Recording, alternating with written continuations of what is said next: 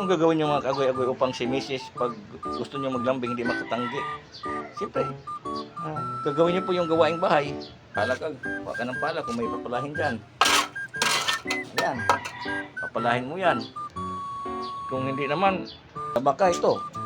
Kahapon, ako ang naglaban nito. Nilaban ko ito kahapon.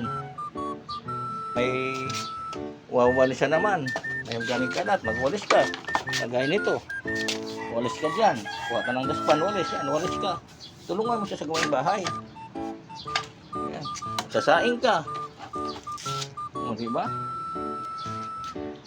Para pagdating ng gabi, kung ano si Mrs. sa'yo, nagawa mo na yung mga gawaing bahay, sabihin mo pa lang, Pangga o darling o sweetheart o my love, pwede bang hindi ka pa nga nakatapos, sasabihin niya, oo, kanina pa, naghihintay.